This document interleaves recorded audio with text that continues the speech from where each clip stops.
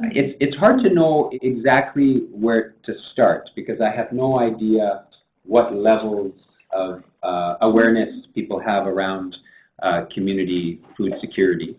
But I think maybe a good spot to put a line in the sand is that we have a big crisis when it comes to food. If you think about it from an equity and justice perspective, in this country we have 4 million of our fellow citizens who have trouble putting food on the table, or they're missing meals so their kids can eat. There's tremendous, as you know, tremendous vulnerability in far too many of our communities across Canada.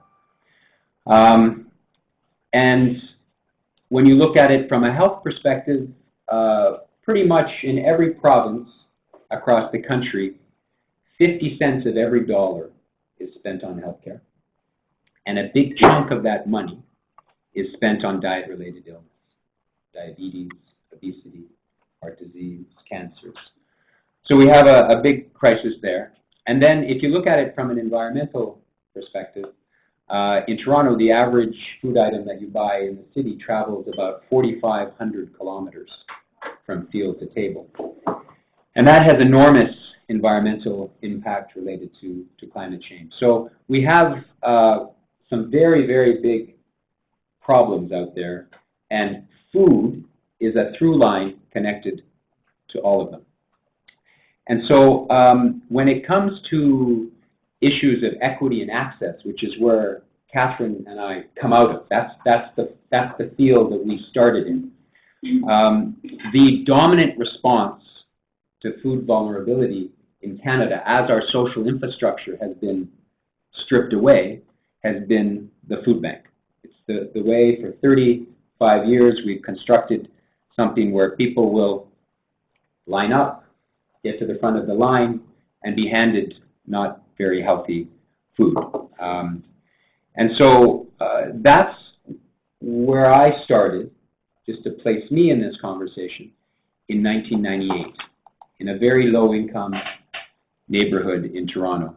Culturally, very, very diverse, people from around the world.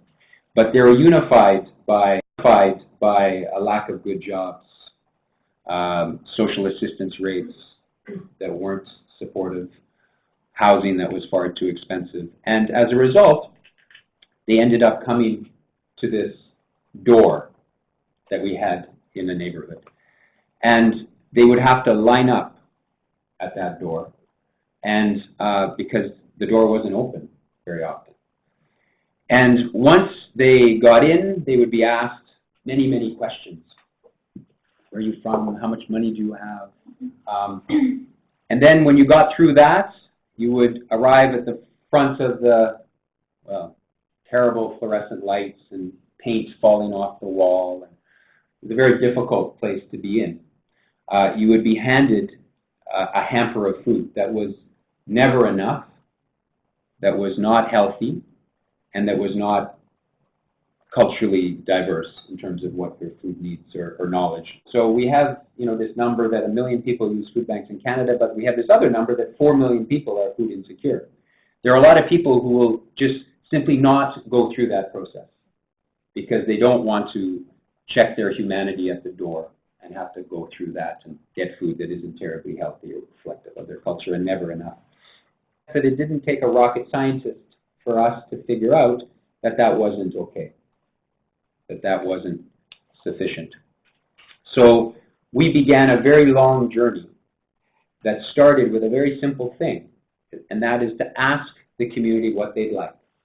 To make a very long story short, they were clear that they didn't want a handout. They didn't want to be poor. They didn't want to be treated like a number. But they wanted to cook. They wanted to grow. They wanted to volunteer. They wanted to participate in the life of their community and try to figure out how to build a better and healthier one that they felt good in. And so our story over the last 14 years and now in this new organization has been to respond to that. Create more participatory and less stigmatizing programming that allow people to come in to be cooks and gardeners and engaged citizens and volunteers, all through this incredible thing called food, like the power of food to build skills and health and hope and sustainability. And another thing we never talk about in low-income communities, joy and pleasure. There's nothing more pleasurable than sitting down with others and eating together. Does that help? Just crisis. Our responses are very ephemeral and tend to be siloed. And we're trying to create organizations on the ground that are multidimensional, multifaceted, speak to access, speak to health, speak to the environment, speak to community, and you can do that through food. 61,000 meals served last year at the stop, 10,000 at the table. That's in Perth, Ontario. Gives you a sense of a different scale. At the Stops Food Bank, 10,000 food hampers through the food bank, which was the original program and still remains there. People can get one hamper per month.